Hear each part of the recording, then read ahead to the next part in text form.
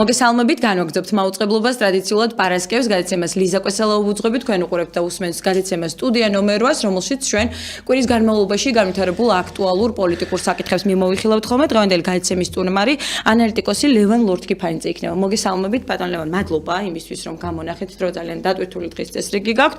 და ბუნებრივია, ჩვენს ქვეყანაში განვითარებულ პროცესებზე უნდა ვისაუბროთ, იმ ეკონომიკურ და ასე ვთქვათ, პოლიტიკურ კრიზისზე, რომელიც შეიქმნა ჩვენს ქვეყანაში და ყველაფერი ერთმანეთთან არის დაკავშირებული, სოციალურ გამოწვევებზეც უნდა ვისაუბროთ და იმ პოლიტიკურ დღის წესრიგზე, რომელმაც ყველა სხვა მნიშვნელოვანი საკითხები გადაფარა. პირველ რიგში ევროსაბჭოს საპარლამენტო ასამბლეაში ქართული დელეგაცია წყვეტს მუშაობას და ეს რასთან აქვს საერთოდ საქმე, უნდა გავაანალიზოთ პირველი და რეზოლუცია, რომელიც მიიღეს და შემდეგ იქნა ქართული ოცნების მხრიდან ასეთი გადაწყვეტილება მიღებული. თეა წულუკიანის განცხადებასა და ასე ვთქვათ, ზურაბ ჟვანიას განცხადებას შორის, რომელიც ევროპარლამენტის ევროსაბჭოს შენობაში გააკეთა, მან რა პარალელი შეგვიძლია გავაკეთოთ და საერთოდ როგორ მივედით აი ამ მდგომარეობამდე, რა მდგომარეობაშიც ახლა აღმოჩნდით. დიდი მადლობა მოწვევისთვის და დიდი მადლობა ამ ძალიან საინტერესო შეკითხვისთვის.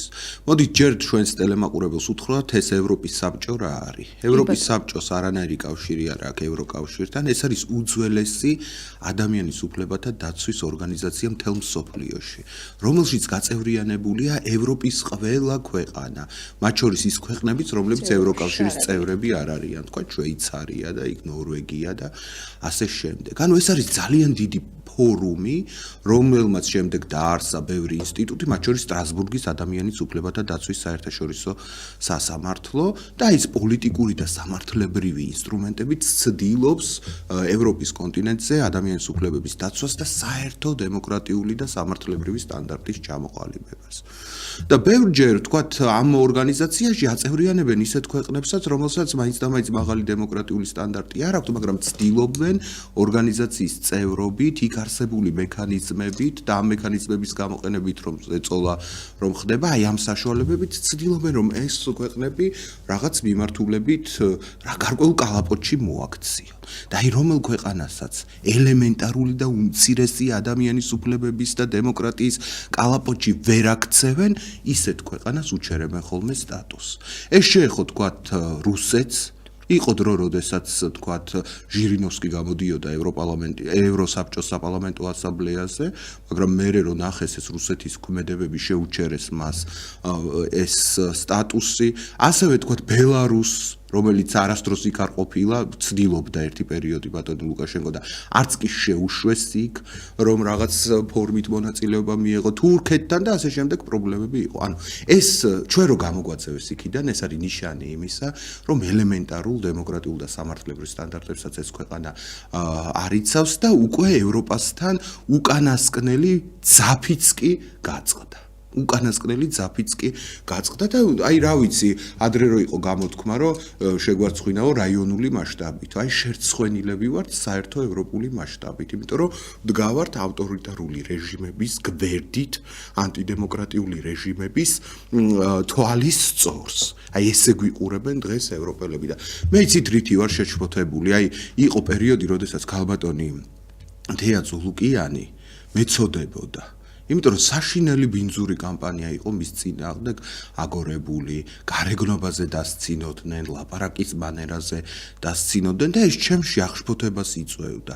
ხო, მაგრამ ეხა თვითონ გადაიქცა ეს ქალი საბოლოოდ მონსტრად, რომელიც, რა ვიცი, ქუჩის შპანა არ მოიქცევა, ესე აი უკანასკნელი, უზრდელი, გაუნათლებელი, უკულტურო ადამიანი არ მოიქცევა, ისე როგორც ქალბატონი თეა იქცევა ქვეყნის შიგნით და მის ფარგლებს გარეთ. გვარცხვეს იქ კარებს აჯახუნებს, ფეხებს აბაკუნებს, რაღაც ატყუებს იქ ხალხს. მთელი მსოფლიოდან ჩამოსულ და ევროპიდან ჩამოსულ ადამიანებს და ქალბატონმა თეამ უნდა იცოდეს, რომ თავისი უსაქციელობით ის მარტო საკუთარ თავს და საკუთარ კულტურას და საკუთარ აღზრდის წესს კი არ ცხვენს ამ ქვეყანასაც. და ამის უფლება ჩვენ მისთვის არ მიგვიცია და ჩვენი სახელით რომ ლაპარაკობს იქ, თუ ბედავს ამას, მაშინ ცოტა პასუხისმგებლობაც იგრძნოს და ამ ქვეყნის ინტერესები დაიცვას და ელემენტარული კულტურული ნორმები გამოავლინოს და ისე ნუ იქცევა, რომ ოთახიდან გააგდონ და ყური აუწიონ და კუთხეში დააყენონ.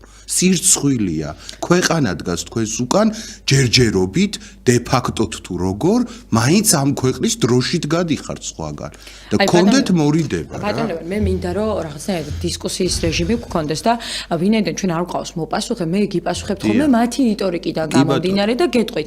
მათ აქვთ მიზეზი, მაგალითად ამბობენ იმას, რომ მათი მოთხოვნები და ის რეზოლუციაში რაც იყო ჩაწერილი ჩვენთან წინააღმდეგობაში მოდის, ჩვენ ვიქცევით ქვეყნის ინტერესებიდან გამომდინარე და ჩვენს ქვეყანაში ჩატარდა ლეგიტიმური არჩევნები და ჩვენს ამომრჩეველთან ვართ პასუხისმგებელი.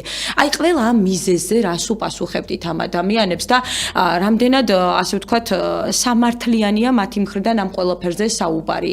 რაღაცნაირად რომ გავშიფროთ რას ამბობენ და ისევ საზოგადოების ინტერესზე საუბრობენ და ამბობენ რომ ჩვენ ვიქცევით მხოლოდ და მხოლოდ საზოგადოებრივი ინტერესიდან გამომდინარე. რეალურად რა არის საზოგადოების ინტერესი დღეს და რეალურად როდესაც გვეუბნებიან რომ ჩვენ ქვეყანაში მშვიდობა არის თუ არა ეს მშვიდობა, რასაც ჩვენ ვუყურებთ ჩვენს ქუჩებში, ჩვენს ახალგაზრდებთან მიმართებაში, ჩვენს ქვეყანაში, საკანონმდებლო ორგანოში, როდესაც ცარიელი და მხოლოდ ერთი და პოლიტიკური პარტიისგან შედგება და ზოგადად რა პროცესი მიმდინარეობს. დიახ, ჯერ ერთი მე შინაარსში არ შევსულარ, მე ჯერ ფორმაზე ვსაუბრობდი, რომ რაზეც გინდა ელაპარაკებ თქვათ ევროსაბჭოს წარმომადგენლებს, მაგრამ ელაპარაკე კულტურულად, დახვეწილად და ქუჩაში და იმაში, რა ქვია, რომელიღაცა ბანდის შემადგენლობაში, როგორც ილაპარაკებდი, ისე არ უნდა ილაპარაკო საერთაშორისო ასპარეზზე, ამას ვამბობ.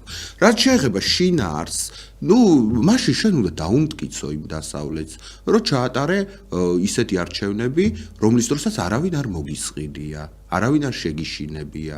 უნდა წარმოადგინო საბუთები, რომ თქვათ უშიშროების სამსახურებს აკონტროლებს ხალხი, პარლამენტის გავლით, სხვა დემოკრატიული სტრუქტურების გავლით. უნდა წარმოადგინო მონაცემები, რომლის მიხედვითაც მეტნაკლებად თანაბარი წვდომა ჰქონდათ სხვადასხვა პოლიტიკურ ძალებს მედიაზე, ფულზე, დაფინანსებაზე.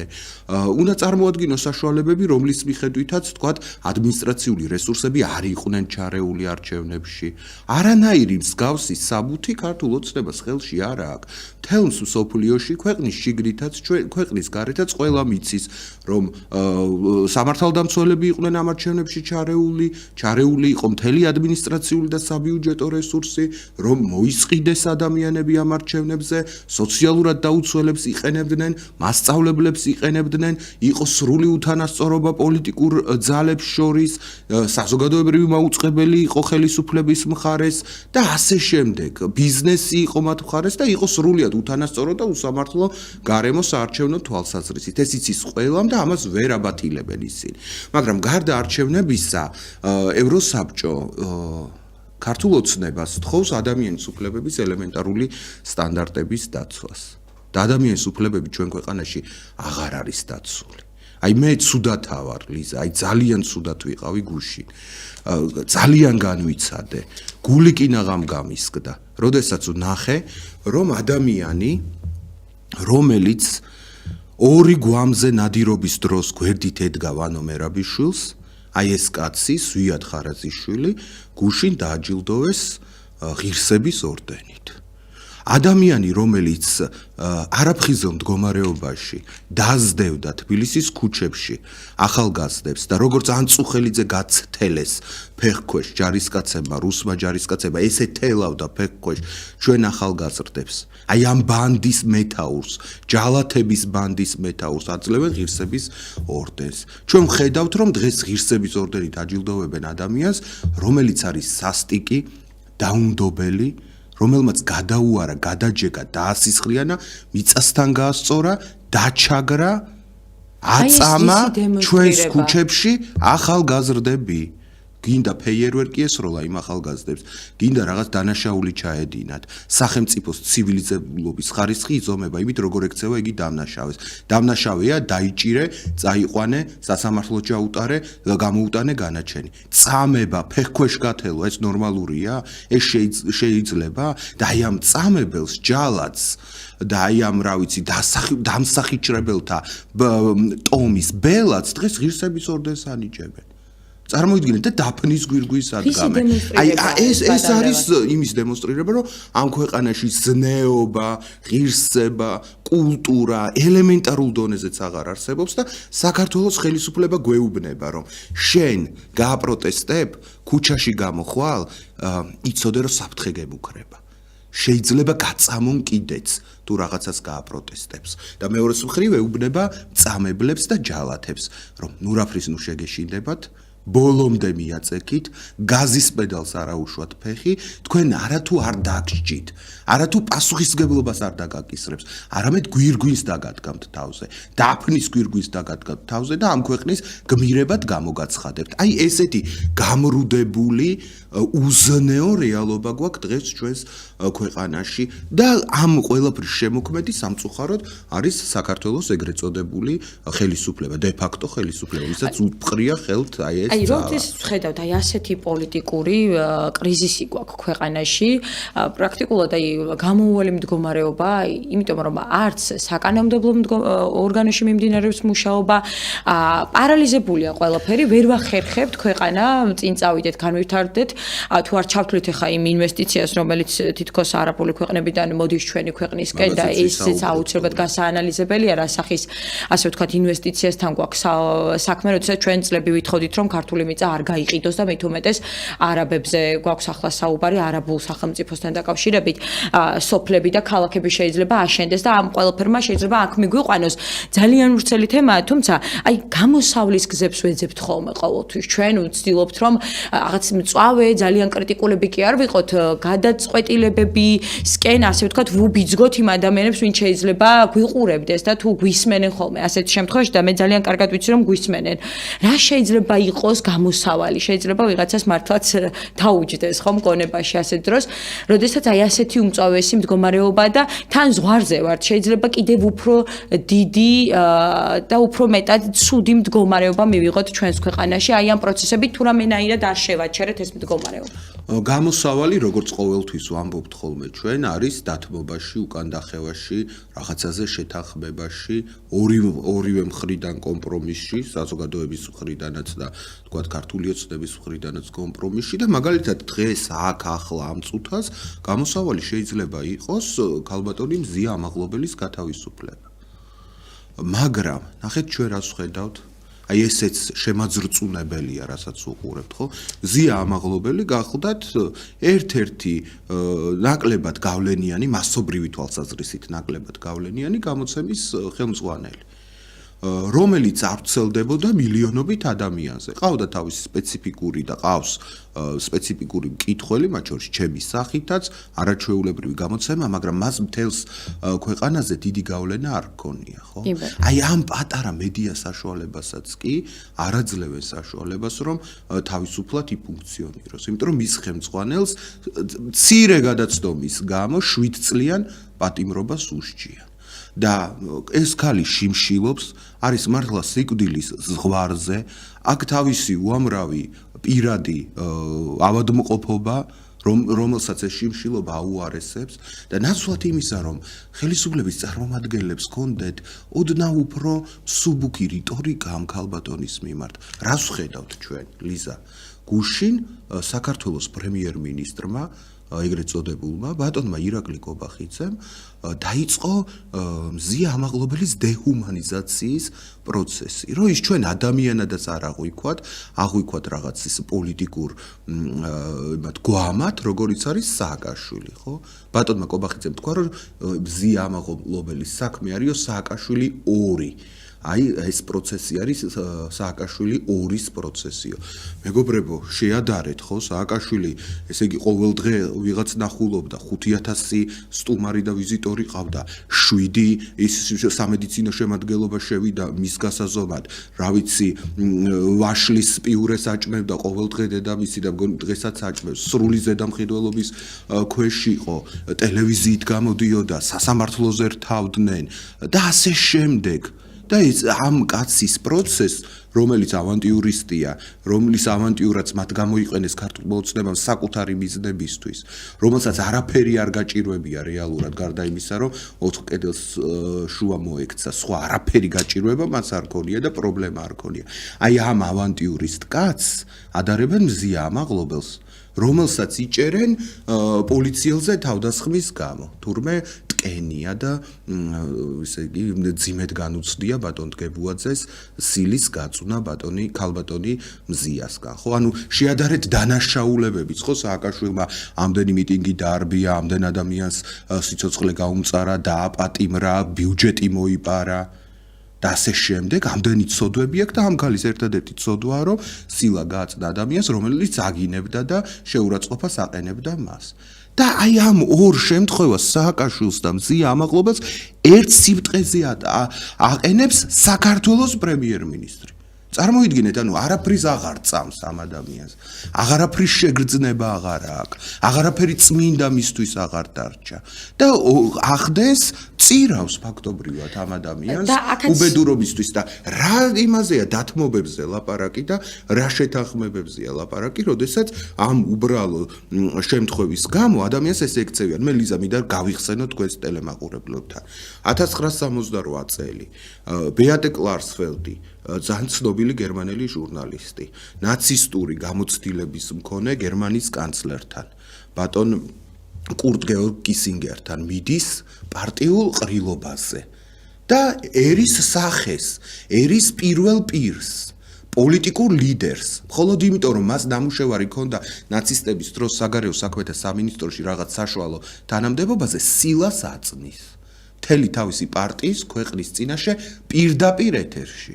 რამდენი ხნით ჩასვეს ციხეში ქალბატონი ბეატე კლარსფელდი, თუ იცით თქვენ. არ ჩაუსვამთ საბოლოოდ, ჯერ 1 წლით უნდოდათ, მერე 4 წლით უნდოდათ და მერე საზოგადოებრივი სამუშაოთი შეუცვალეს ეს საქმე და ბოლოს აგერ 2012 წელს ქალბატონი ბეატე კლარსფელდი წარადგინეს გერმანიის პრეზიდენტობის კანდიდატად, ხო? ანუ ეს იყო რაღაც სამოქალაქო სიმამაცის გამოვლენა, ხალხის სათქმელის თქმა ამ ყველაფრით. ის ქალი დასაჯეს ადმინისტრაციული წესით, მაგრამ 7 წლით ციხეში არ გაუშვიათ, ხო? და უამრავი შემთხვევაა, ხა ლიზა თქვენ ალბათ ადევნეთ თვალყურს, ყოველდღე პროცესურია რომელიღაც პოლიტიკურ ლიდერს, რომელიღაცა პრეზიდენტს, ასე შემდეგ და ესეთი სიმძიმის ბრალი არავისთვის არ დაუკისრებიათ თავზე, რომ 7 წლით გამოამწყდიან ციხეში, ხო? აი ეს არის თუ არა დამოკიდებულება, იგივე მე ამას წეგან ვიკითხე წინა კითხვაში, ეს არის თუ არა სამაგალითოდ დასჯის მცდელობა, რომ აჩვენონ ადამიანებს, რომ თქვენ თუ ამას გაბედავთ, მაშინ უმკაცრესი ზომები იქნება. აი მაგალითად თქვენ შემთხვევაში რაც ხდება, როდესაც თქვენ იღებთ აქციებში მონაწილეობას და თქვენ გედავებიან ქუჩის გადაკეტვას, ისევე როგორც გიორგი თომასიანს მაგალითად რომელიც წინა პარასკევს იყო ჩემი გადაცემის სტუმარი და რომელმაც ფოტომასალა წარადგინა, რომელიც სასამართლოში თავად აჩვენეს. ეს არის დაახლოებით რომ წარმოიდგინოთ გადაკეტილი ქუჩა, 500, 1000 ან 500 ან 100 ადამიანი შეიძლება დგას ახლა ამ ფოტოზე და ისრით არის მონიშნული თუ სადგას, ანუ მხოლოდ თვითონ დემონსტრაციულად კი არ კეტავს ამ ქუჩას, ანუ იქ 1000 ადამიანი დგას კიდევ მაგის გარდა უხეშად რომ თქვა და დამებადა კითხვა რომ ყველა მათგანი დაიბარეს გამოკითხვაზე, ანუ ეს არის თუ არა სურათი ასეთი რომ ყველა ვინც აქციაზე იდგება, ყველას მიაკითხავენ, ყველა ვინც გაბედავს რაღაც ხმა მოიღოს, ყველას თქვა სამსახურიდან გამოუშვებენ ან ასე შემდეგ. არის თუ არა აი ეს დამოკიდებულება რომ ყველა ასეთი მცდელობა ჩაახშონ, იგივე ქალბატონ მზიას შემთხვევაშიც ჰუმანური დამოკიდებულება იყო თუ არა შესაძლებელი ამ შემთხვევაში, იმიტომ რომ მე მესმის რომ პოლიციელზე ძალადობა გაუმართლებელია, მიუღებელია, თუმცა ჩვენ იქ საუბარია რომ ამ ყველაფერს წინ უძღოდა სიტყვიერი შეურაცხყოფა და ასე შემდეგ. ჩვენ ხომ არ ვიცით სრულად რა სურათი იყო და რა გარემოება იყო, მიუხედავად იმისა რომ კადრებში ვნახეთ ხომ ეს ყველაფერი. ესეც რომ არ ყოფილიყო ჰუმანური დამოკიდებულება. ბოლოს და ბოლოს ქალია ხომ გაბრაზებული. აი ჩვენ ხომ ასეთ ქვეყანაში ვცხოვრობთ რომ რაღაცებს ვივიწყებთ და რაღაცებს ვპატიობთ, მაგალითად ვიღაცას თუ განათლება არ აქვს, ვიღაცას თუ დიპლომი არ აქვს, ამ შემთხვევაში ვხუჭავთ ასეთ რაღაცაზე თვალს, კანონებს ვიგონებთ, ვარგებთ საჩვენოდ ქვეყანას და აი ასეთ შემთხვევაში ეს არის თუ არა ისევ დამოკიდებულება ქართული ოცნების რომ ყველა ვინც კი გაბედავს ჩვენ წინააღმდეგ წასვლას დაიჯება უმკაცრესად ამ გზას ადგას ქართული ოცნება ყველას ვერ მიწუდებიან იმიტომ რომ ბევრი ვართ მაგრამ ყველას უნდა კონდეს შიში რომ შეიძლება ნებისმიერ წუთს აღმოჩნდეს პოლიციის ან სასამართლოს ეწოლის ქვეშ. ნებისმიერ ჩვენგან შეიძლება დაადონ ხელი და უთხრან რომ აი დაარღვია ადმინისტრაციულ სამართალდამკვევთა კოდექსი 174 პრიმა მუხლი და ან დაგაბატიმრებ 14 დღით ან 5000 ლარს დაგაკისრებ ან 15000 ლარს დაგაკისრებ. აი ეს მიდგომა აქვთ მათ ყველას ვერ ჩამოულიან მაგრამ სადმე სხვაგანაც თუ გამოჩდი და თვალში მოხვდი მაშინ გადაგივლიან ბოლომდე შეურაცხყოფას მოგაყენებენ და დაგამცირებენ. ჩემთვის მაგალითად ძალიან დამცირებულად და შეურაცხყოფილად გვწდობ თავს რომ სასამართლოში მიწევს იმის მტკიცება რომ არა ვარ ხულიგანი ბანდიტი და ძალით არ ვახდენდი თქვათ ჩემი ქალაქის საბოტაჟს და ძალით თურმე წარმოვქმნიდი საცობებს და ვქმნიდი კრიზისს ამ ქვეყანაში რა ვიცი ვინც მიცნობს ავტობუსში ჯარიმა არ ამიღია არასოდეს ძალიან კანონმორჩილი ადამიანი ვარ ხო მაგრამ აი დაგამცირეს გამტკიცებინეს ელემენტარული. რომელიც უნდა დაახარჯოთ ახალგაზრდების განვითარებას და ასე შემდეგ ლექციებს რომელსაც კითხულობთ და ბევრი სასარგებლო საქმე შეიძლება ქვეყანას მოუდანო. ზიამაღლობელი საკითხი ახსენეთ და მე თქვენმა მაყურებელმა ვიცი რომ ეს განსაკუთრებით კარგად იცის, ანუ მათ აქვთ მეხსიერება ამისა. ვინ არის ქალბატონი ზიამაღლობელის მთავარი მოპასუხე? ვინ არის მისი დაპატიმრების ავტორი? ხო ეს არის ბატონი ირაკლი დგებუაძე და ბატონი გრიგოლ ბესელია აჭარის საპოლიციო დეპარტამენტის ხელმძღვანელი და ალბათ გახსოვთ რომ ქალბატონ ეკა ბესელიას ძმა და შვილი რო დაუჭირეს მაშინ სააკაშვილის ხელისუფლების მიზანი იყო რომ ეს ოჯახი ბოლომდე დაემცირებინა მათთვის შეურაცხყოფა მიეყენებინა აბუჩად აეგდო მათი უფლებები და ერთ-ერთი ფორმა რაც მოიფიქრეს იყო ის რომ ბესელიების ოჯახს მიამაგრეს ასევე გვარად ბესელია გრიგოლ ბესელია, რომელიც არასრულწლოვან შვილს ეკა ბესელიასი და მის ძმას აბსურდული ბრალდებით უპირებდა ციხეში სამუდამოდ გამოკეტვას ლამის და მათ წამებაზეც მიდიოდნენ, მათ შეურაცხყოფას მიდიოდნენ და იქ ალბათონი ეკა იცით ცოტა ყოჩაღი ქალია, რო არ ეყოჩაღა, მისი ძმაც და შვილიც იქნებოდა აი ამ არაადამიანური მოპყრობის მსხვერპლი. ანუ ჯალათი ჩვეულებრივი წინა ხელისუფლების, რომლებიც ამათმა გადმოიბარეს.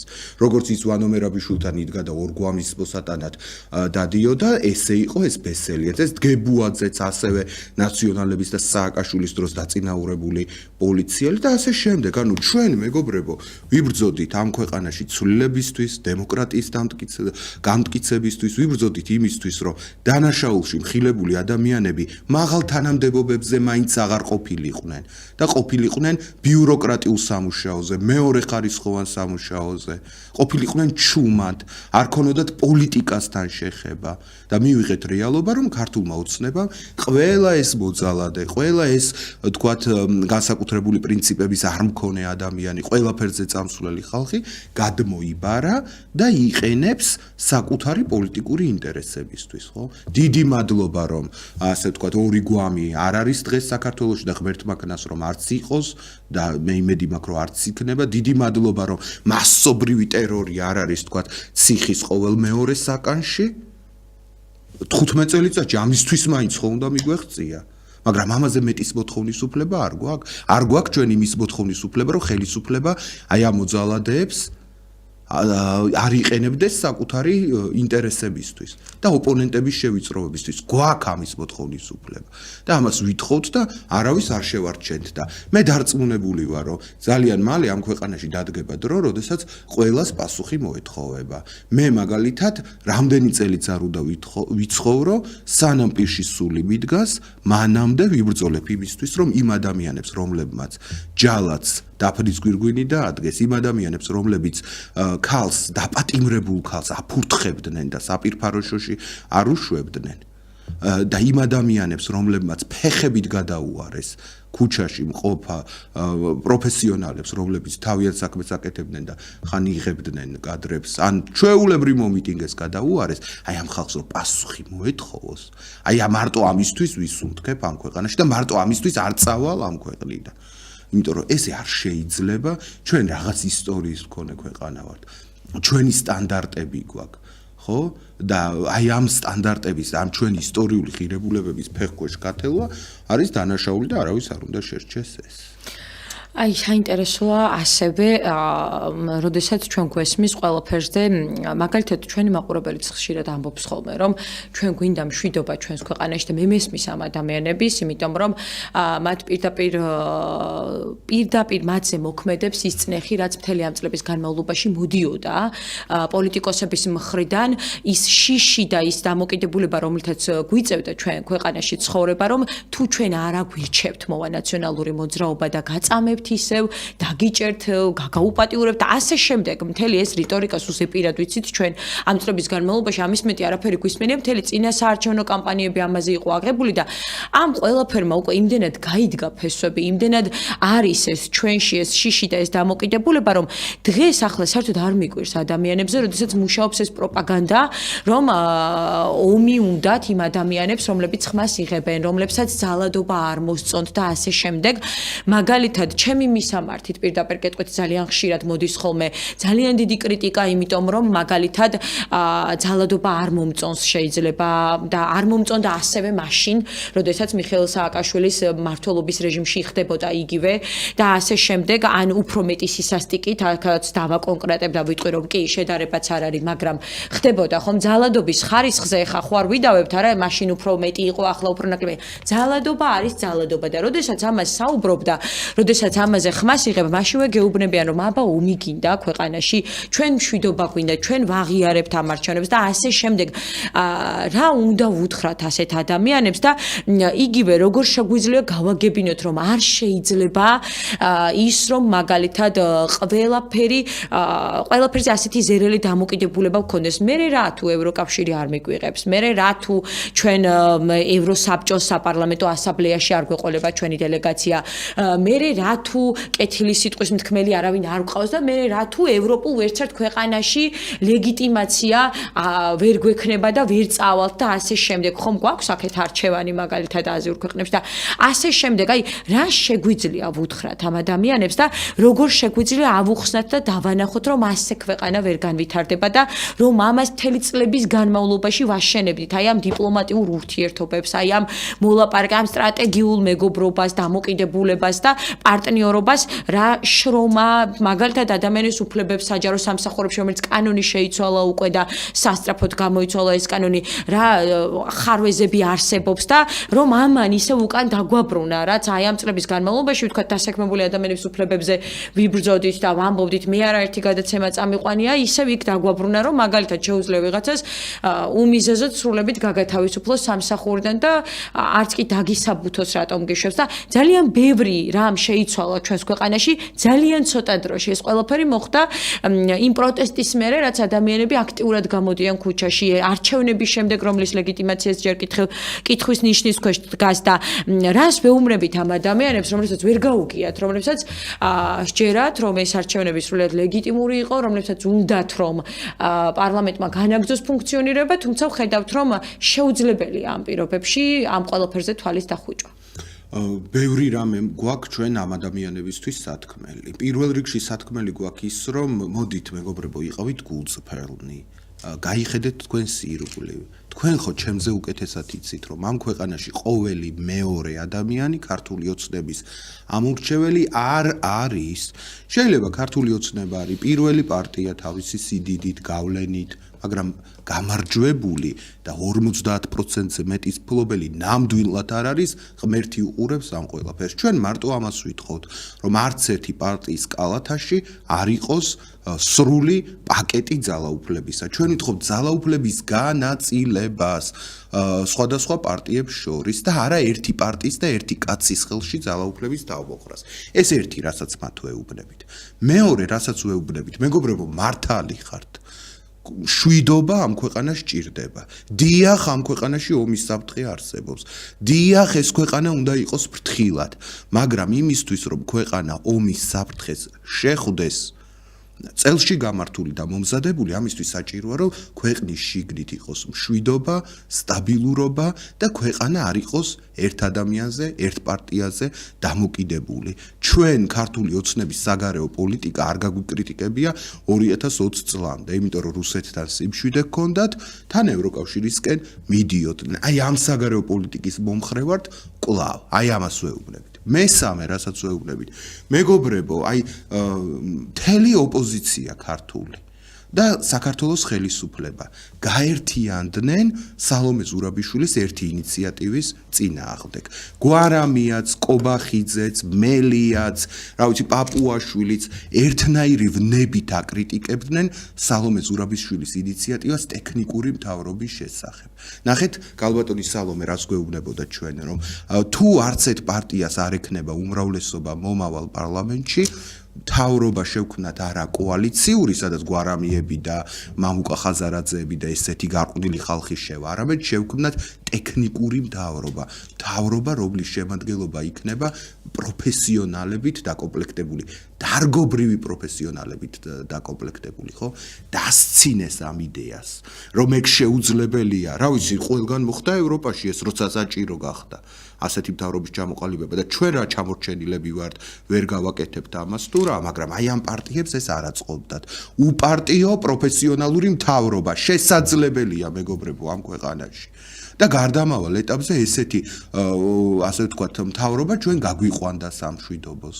მაგრამ ახლა კიდევ ერთხელ ვიმეორებ, საბოტაჟი ხელისუფლებისა და ოპოზიციის მხრიდან ამ იდეას. ასე რომ ჩვენ უნდა გავაფართოვოთ ჩვენი თვალსაჩინო, უნდა დავინახოთ ისეთი რეალობები, რომლებიც საქართველოში არასდროს არ ყოფილა, უნდა ვიფიქროთ ისეთი ინსტიტუტების ამუშავებაზე, რომელსაც არასდროს არ უმუშავია ამ ქვეყანაში. თორე რასაც უმუშავია, ესაა ავტორიტარიზმი. თავიდან დემოკრატიული მოწოდებებით დაწყებული და ბოლოს ავტორიტარიზმად გადაიქცა ყველაფერი. ასე რომ, აი ამ ახალ მეთოდებზე უნდა ვიფიქროთ, მეგობრებო, რომ ამ წრიდან გამოვიდეთ და ნაცებსა და ქოცებს შორის არჩევანი არ გქონდეთ. მაგრამ მე ვეჭვობ ერთ რამეს, ლიზა, რომ თქვენს ტელემაყურებლებს შორის არიან უბრალოდ სასტიკი ადამიანებიც. რომლებიც იმდენად გაამწარა ცხოვრება, ჩვენც გაგვამწარა, ყველას ჩვენი ტვირთი გვაქვს, ჩვენი პრობლემები გვაქვს, ჩვენი განსაცდელი გვაქვს ყველას, მაგრამ ზოგჯერ ის განსაცდელი ისე გატეხავს ხოლმე ადამიანს, რომ სიკეთის რწმენას კარგავს და უჩნდება მარტო სურვილი, რომ ბოროტებას ბოროტებით უპასუხოს, ხო? მე ვიცი, რომ ესეთები არიან ჩვენ საზოგადოებაში, რომლებიცაც სისასტიკე არაფრად არ მიაჩნიათ. და სისასტიკეზე თვალს ხუჭავენ და ესენი არ არიან მაინც და მაინც რიგითი მოქალაქეები. აი ეგრეთ წოდებული ინტელექტუალები, რომლებიც ბევრჯერ ყოფილან თქვენი ეთერის სტუმარიც, ხო?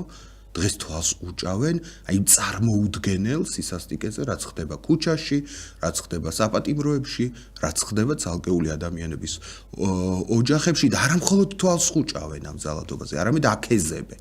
აი მაგალითად ისევ მახსენდება ბატონი ზაზა შათირიშვილი, რომელმაც ერთ-ერთი თავისი ბოლო განცხადების დროს თქვა, რომ სანამ ყველა ჯაშუში არ ამოიძირკვება ამ ქვეყნიდან, მანამდე მშვიდობა არ დამყარდებაო.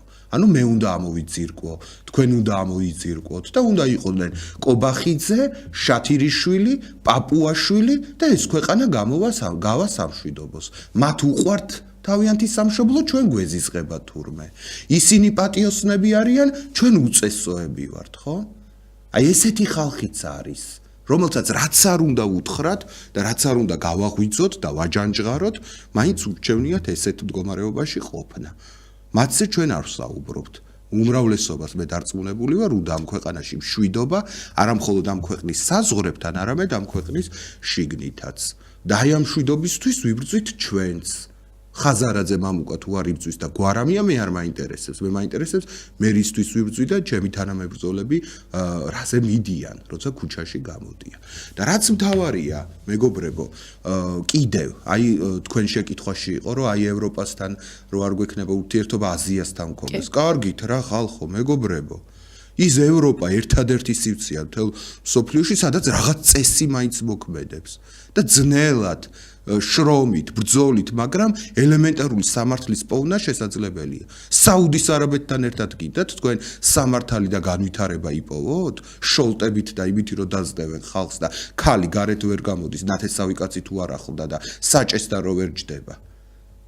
მათთან ერთად გინდათ რამე თუ რუსეთთან ერთად გინდათ მხოლოდ რა ქვია მე არ ვამბობ რომ რუსეთს უნდა შეუჩიჩხინოთ და გავაფუჭოთ ურთიერთობები კიდე მეტი რაღა უნდა გავაფუჭოთ და დავძაბოთ თუ რუსეთთან ერთად გინდათ სამართლიანი ქვეყნის აშენება სადაც რა ვიცი ადამიანებს რა აწამებენ და კლავენ და აგდებენ და პოლარული წრის ირგვლივ წამებაში ხდიან სულს თუ რა გინდათ მეგობრებო როგორ შეიძლება პატარა ქვეყანამ რომელიც ესეთ ალყაშია ამდენი მომხდური ყავს ირგვლივ პარტნიორის გარეშე იარსებოს და დასავლეთთან კავშირის გარეშე იარსებოს ეს შეუძლებელია მეგობრებო და თუ ჩვენ ამ გზაზე წავალთ მივიღებთ იმას რაც თქვენს ერთ-ერთ წინა კითხვაში იყო აღნიშნული ჩვენ მივიღებთ ეგრეთ წოდებულ არაბულ ინვესტიციებს ამ ქვეყანაში, რომელიც სინამდვილეში არის რუსული ინვესტიციები, ნახევრად, იმიტომ რომ ოფშორული ზონებიდან გამორეკეს აი ამ დასანქცირებულმა ოლიგარქებმა თავიანთი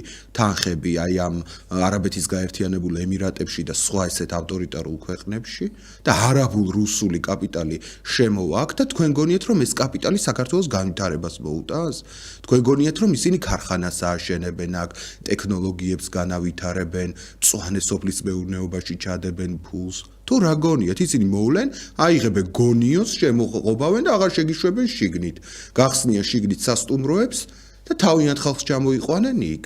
ესეთი ქვეყანა გვინდა ჩვენ, რომელიც იქნება სხვების მომსახურე და ვიღაცის კრიმინალურ სისხლიან კაპიტალზე დამოკიდებული. მე არ მინდა ესეთ ქვეყანაში ცხოვრება და ქართულ ოცნებას აქეთკენ მიყავს ქვეყანა, რომ ჩვენ ვიქნებით რაღაცა ესეთი ბინძური პირდაპირ ინვესტიციების ქვეყანა, რომელიც ჩვენს მიწას წაიღებს, იმ მიწაში არსებულ რესურსებს წაიღებს და შექმნის ისეთ გარემოს, რომელზეც წვდომა ექნებათ მხოლოდ იმ ადამიანებს, ვისაც აქვთ სავსე საფულე და სავსე ქისა. და ჩვენ ერთადერთი ბედნიერება რაც დაგვჭა დღეს საქართველოში არის რომ ჩვენს ულამაზეს ბუნებასთან, სამყაროსთან, ჩვენს არაჩვეულებრივ წყალთან, უმშვენიერეს მთებთან მიახლოება შეგვიძლია. მათით ტკბობა შეგვიძლია. აი მაგასაც გადაგვიღობავენ თავიანთი ხელოვნური კლდეებით და რიფებით, რომლის მშენებლობაც აქ იგეგმება. თქვენ წარმოგიდგენიათ ლიზა თელ მსოფლიოში რომელიმე ინვესტორი რომელიც 8 მილიარდს ჩადებს იმ ქვეყანაში, სადაც ელემენტარული სტაბილურობა არ არის.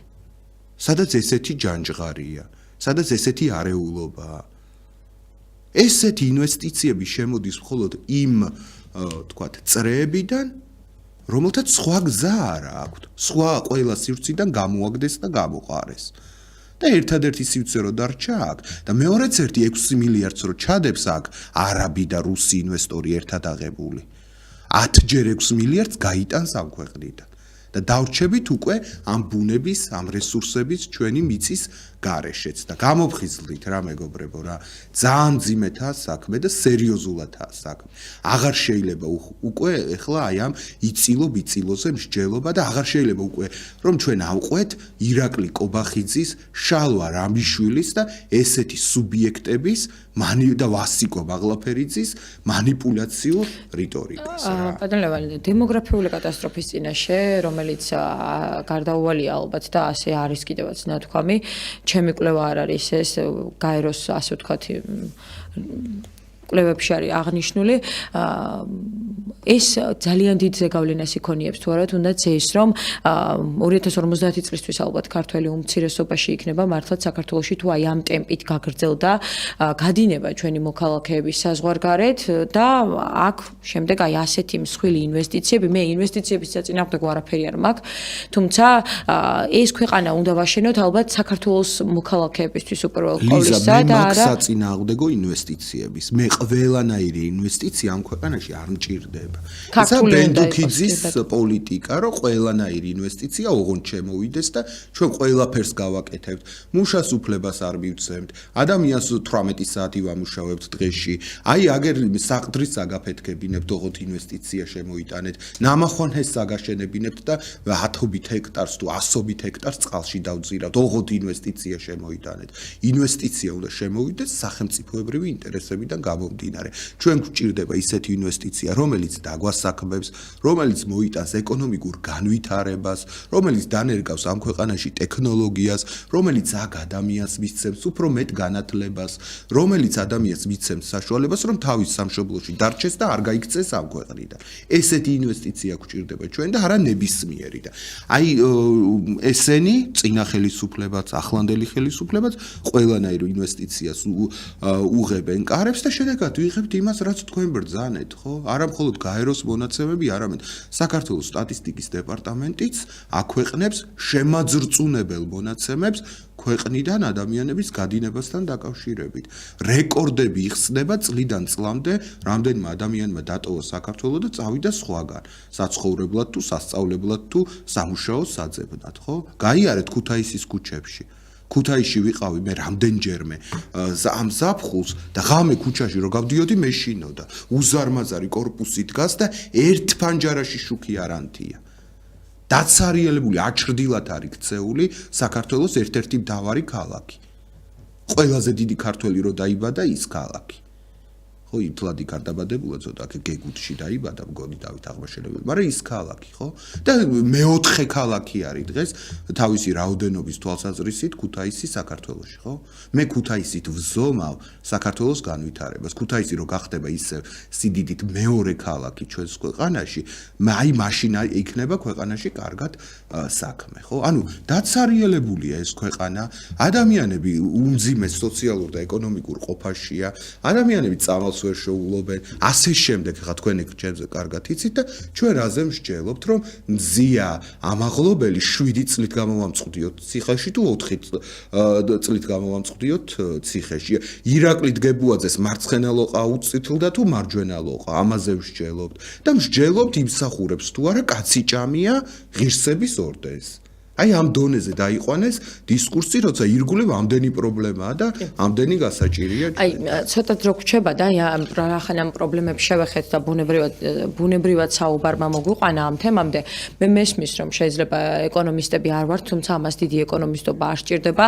ჩვენ შეგვიძლია მარტივად ვნახოთ თუ რა პრობლემები აქვს ჩვენს მოქალაქეებს, რა საკითხებია მოსაგვარებელი, რა გადასაჭრელი თემები აუცილებლად და ვხედავთ ასევე იმას, რომ დღის წესრიგი, რომელიც პოლიტიკური კრიზისია, ბუნებრივია, არ იძლევა იმის საშუალებას, რომ აი ამ საკითხებზე, აი ამ პრობლემებზე მეტი მსჯელობა, მეტი საქმე გაკეთდეს ჩვენს ქვეყანაში, იმიტომ რომ რაღაცნაირად ყველა სფერო გაჩერებულია, ველოდებით რა მოხდება პოლიტიკურად, დაინიშნება თუ არა ახალი არჩევნები, რა დღის წესრიგი იქნება, რა თქვათ კიდევ შეფასებები და რა შემდეგი ნაბიჯები გადაიდგმება საზღვარგარეთის მხრიდან, თუმცა აქაც ვხედავთ, რომ არც პარტნიორების ვთქვათ შეფასებები, არც რეზოლუციები, არც ეს დამოკიდებულება, რომელიც მოდის, არ არის შემაკავებელი ჩვენთვის ამ მომენტში, არაფერს არ ნიშნავს საერთოდ ამაზე მე რა მოხდა, აი ასეთი ზედაპირული პასუხი გვესმის,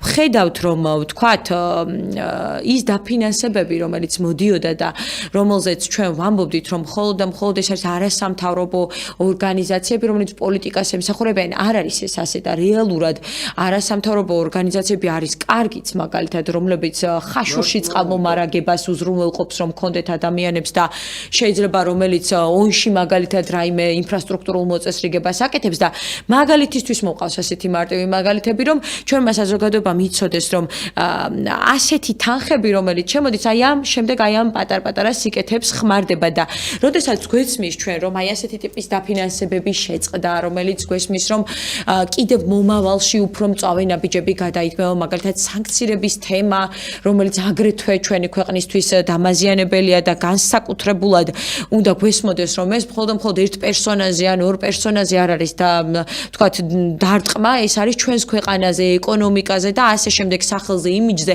აი ამ ნაწილშიც როგორ წარმოგიდგენიათ აი ამ პროცესების განვითარება არჩევნების გარეშე, იმიტომ რომ რაღაცნაირად აი ესე დაპაუზებული დიდი ხანი ხომ ვერ გაძლებს იღებს ჩვენი ქვეყანა აი ამ ეკონომიკური პრობლემების მეცაც გეტყვით ეკონომისტი რომ ყავდა წინა გადაცემაში მთელი პარასკევი გადაცემის მეორე ნაწილი დავუთმე ამ თემაზე საუბარს და იქ უმწვავესი შეფასებები მოვისმინე რამ დენად უფრო მეტად შეიძლება გართულდეს ჩვენს ქვეყანაში ეკონომიკური მდგომარეობა აი ამ პოლიტიკური დღის წესრიგიდან გამომდინარე და აქედან გამომდინარე რა შეიძლება გაკეთდეს და როგორ უნდა მივახციოთ ამას რომ თუნდაც ხელახალი არჩევნები დაინიშნოს ან რაიმე სხვა გზით მოხდეს ისეთი შეთანხმება რომელიც ვთქვათ აი ამ პროცესებს განაახლებს ჩვენს ქვეყანაში მუშაობას და ჩვენმა მოქალაქეებმა რომ სიკეთე საკუთარ თავზე იგრძნონ და საკუთარ ოჯახებზე მარტივად არის საქმე თქვენ სწორად ბრძანებთ თქვენს შეკითხვაში რომ ქართულ ოცნებასთან არაფერი არ ჭრის არც განცხადება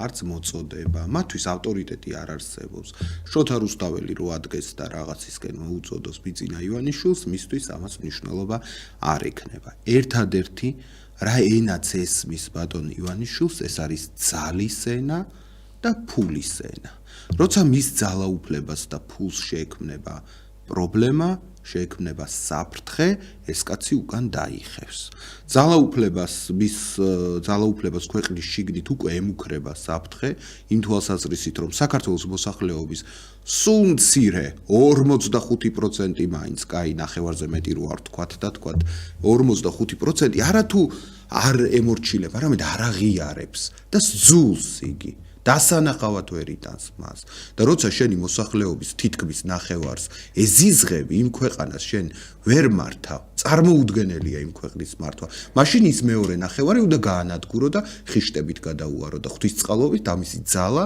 მას ჯერ არ აქვს ხო ასე რომ მის ძალაუფლებას უკვე საფრთხე შეექმნა ამ ყოველდღიური დემონსტრაციებით და თუნდაც იმით რომ პოლიტიკური სპექტრის ყველა ნაწილი მის წინააღმდეგაა განწყობილი მე წინა გადაცემაშიც თქვით თქვენთან ირმა ინაშვილიდან დაწყებული სალომე ზურაბიშვილის დამთავრებული კონსერვატორებიც და ლიბერალებიც ვერ იტანენ ამ ხელისუფლებას და ითხოვენ ახალ არჩევნებს შესაბამისად მძიმედ არის ძალაუფლებრივი თვალსაზრისით ივანიშვილის მდგომარეობა და მეორე მის ფულს უკვე ექმნება საფრთხე შეერთებულ შტატებში შეექმნა საფრთხე სოფლიო საბანკო ქსელში და აი ამ ვიზა მასტერკარდი გადარიცხვები გადმორიცხვები სხვა სისტემებში მას პრობლემები შეექმნა და სანქცირებულია შეერთებული შტატების ხაზინის მიერ მალე იქნება ბრიტანეთის სანქციებიც უბრალოდ ამას მუშაობა ჭირდება მიწოლა ჭირდება და აი როცა უკვე მის კაპიტალს უკვე შეექმნება საფრთხე ოფშორულ ზონებშიც რომელზეც ვრცელდება ბრიტანეთის იურისდიქცია უკვე კიდევ უფრო მეტად შევიწროვდება ეს ადამიანი და კიდევ უფრო მძიმე მდგომარეობაში ჩავარდება ასე რომ ჩვენ წინ გველის ძალიან დიდი ბრძოლა ძალიან მძიმე ბრძოლა რომლის მიზანი უნდა იყოს ივანიშვილის ფულისა და ძალაუფლების შეკვეცა შევიწროვება დაბლოკვა რომ ამ ადამიანმა ასე ვთქვათ გამოიხედოს თვალებში და წავიდეს რაღაც კომპრომისზე სხვა გზა არ არსებობს მშვიდობიანად წყნარად მაგრამ ინტენსიურად ფეხს მოუცვლელად უნდა მიყვეთ ჩვენ ამ პროცესს და ვიმუშაოთ საზღვარგარეთ რომ იგი დაასანქცირონ თან ჩვენ ხო ხედავთ რომ ბიძინა ივანიშვილი უშვებს ძალიან ბევრ შეცდომებს ძალიან ბევრ შეცდომებს გაოგნებული ვარ ამ კაცმა საერთოდ როგორი შოვა რაიმე ფული ერთი 5 პრემიერ-მინისტრი დანიშნა ქვეყანაში და 5-ვეზე იძახის რომ იდიოტები მოვიყვანეო არც ერთი არ ვარგოდაო მარტო ეხლა ბოლოს ვინც ყავს ეს არისო იმისი რა ქვია ოქროს კვერცხის მდებელი მამალიო დანარჩენი არც ერთი არ ვარგოდაო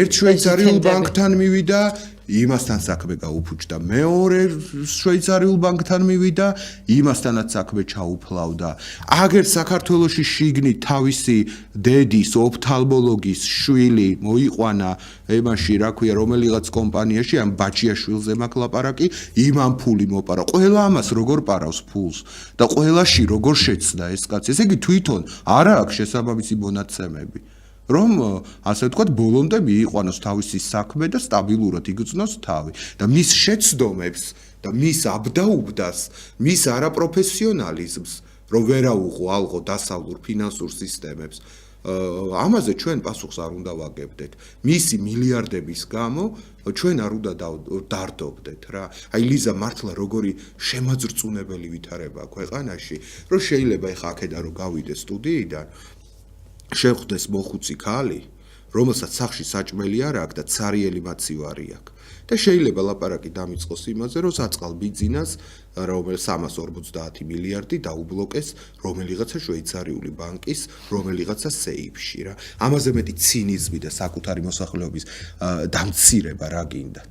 რომ ადარდებს და ანერვიულებს ადამიანებს, მშიერ, ღარიბ, გაუბედურებულ ადამიანებს ანერვიულებს თავის მილიარდებზე და ლამის ყოველმა მეორე პენსიონერმა იცის ის, რა ქვია, შვეიცარიის საბანკო სისტემის ავან-ჩავანი. ეს ნორმალურია? არ არის ნორმალური და ესეც შეურაცხყოფელია, მე ვფიქრობ, და ესეც გამოხატულება იმისა, რომ არ უყვარს ეს ხალხი ამ კაცს, არ უყვარს. კი ბატონო, ვნახოთ როგორ განვითარდება პროცესები, რა შეიცვლება და როგორ მოხერხდება ის, რომ ქვეყანა ამუშავდეს და წინ წავიდეს და განვითარდეს. დრო წინ არის და ჩვენ აუცილებლად გვექნება ამის შესაძლებლობა, რომ კვლავ გავაანალიზოთ ეს პროცესები. მადლობა იმისთვის, რომ გვესტუმრეთ. ანალიტიკოსი ლევან ლორთქიფანიძე გვსტუმრობდა, არ გადართოთ წინ ინტერაქტივი გელოდებათ და მე კვლავ შემოგერთდებით პირდაპირ ეთერში. დროებით.